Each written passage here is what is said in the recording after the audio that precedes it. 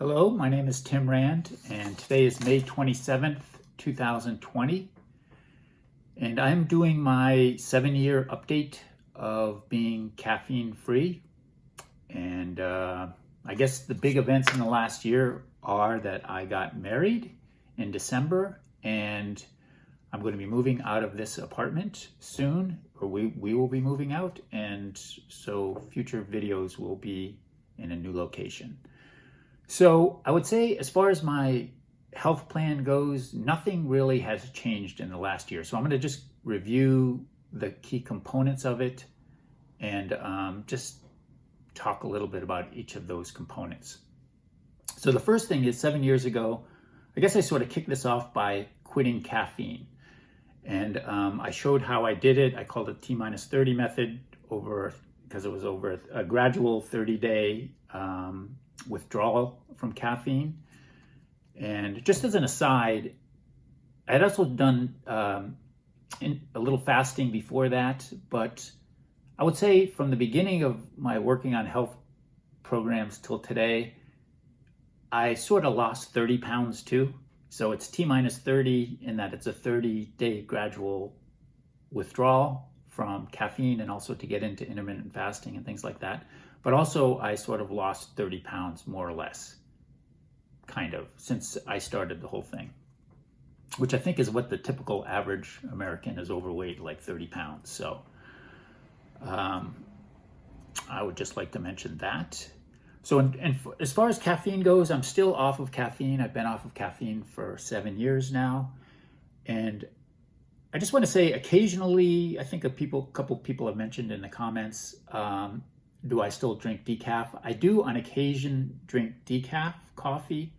The main reason I use it is when I'm going on a long trip, driving somewhere, I will drink decaf coffee. And my body is so sensitive to caffeine now that that's sort of like equivalent of what caffeine was before.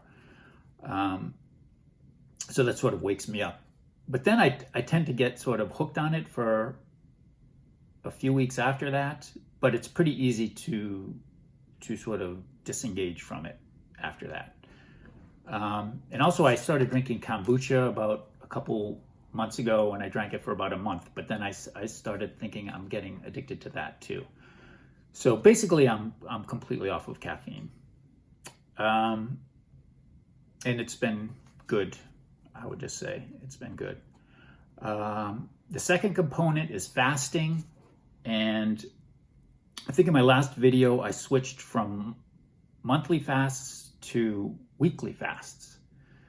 And I've been doing fasting once a week pretty consistently for almost 2 years now.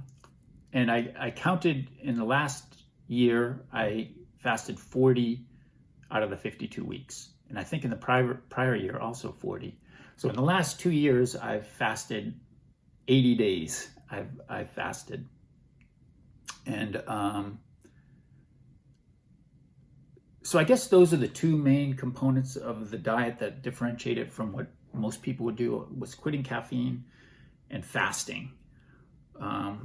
Both of which probably ensure that this would not be a popular diet for most people, because both are kind of hard, actually very hard, to get to the point where you've quit caffeine and get to the point where your body is used to fasting.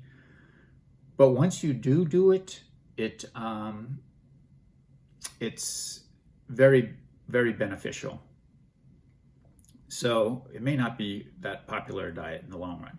Okay, and then the third component is vitamin D.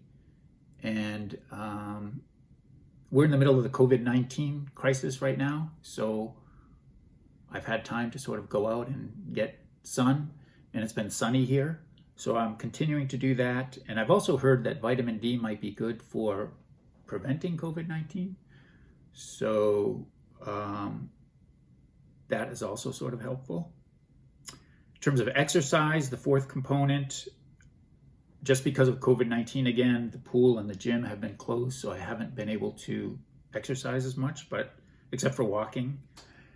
And also sugar, which I guess is the fifth component. Some people have been asking me to talk a little bit more about that. I haven't really done much more research on that, And for me personally, I still eat sugar on occasion. I guess the main thing I do that limits my consumption of sugar is I try to avoid all sugary drinks. And I'm not perfect about that either, but my main drink is water, unless I'm drinking like wine or beer or something like that. I try to avoid sodas and sweet drinks. Okay, and then I guess the sixth component. Well, first of all, I also want to say I got down to my goal weight of 180 for my wedding, and what I'm still doing is I'm still doing these, using these at a glance monthly calendars, and I have my coding method, which I think I've shown in a prior video. And basically what I did, I got married on the 29th of December, and I got down to 180.7, which was my goal, which was a day after I fasted. So, and I typically lose 4 pounds on the day after I fast, but I did get down to 180. And what I did is, since there are so many, there's like different levers kind of with this diet. So in the month before my wedding, we had a destination wedding in Rwanda, and my wife went over there. And so I just focused on the things, the different levels. So I basically just upped my exercise. I, cut down on the sugar. And in terms of the fasting, I found I still did my weekly fasts, but I also did the fasting method I was doing before, which is to eat during a 5-hour window each day. So I have all the components. I just need to tighten up the ones I need to get my weight down. And since my wedding and with this COVID-19 thing, I guess I've gained like 6 or 7 pounds again. But whenever I hit 190, I definitely tighten the screws again on everything. So that's about it. I just wanted to do a review. Everything's going real well. I mean, in terms of my health plan, it's all set. I'm going to keep doing this. And the main thing is to do no harm. And everything is, I don't think anything I'm doing could possibly cause harm, except for the fasting. I mean, I guess that's a little bit unusual to fast once a week. But for me, the benefits of that, I haven't had any real downside to that. But I would like to just say, for people who are trying to lose weight, don't think of fasting as necessarily the greatest weight loss mechanism. I do it for general health, because I think if you start thinking of fasting as this great weight loss mechanism, you get into some kind of eating disorder thing. So for me, I just totally do it for general health purposes. And as I may have mentioned, I typically lose 4 pounds the day I fast, and then it sort of gradually goes up again. And then I lose 4 pounds, and it gradually goes up again. But my weight more or less stays stable.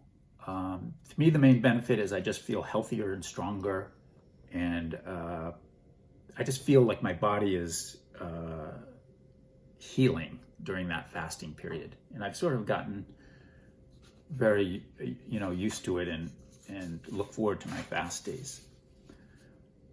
And that's about it. My next video, I don't know, but when we're moving, and I'm going to try to get a dedicated office space and do more YouTube stuff in general, because right now there's just not enough space to focus in on that. And that's it. I hope everything's going well with everyone, and I will see you next time. Thank you.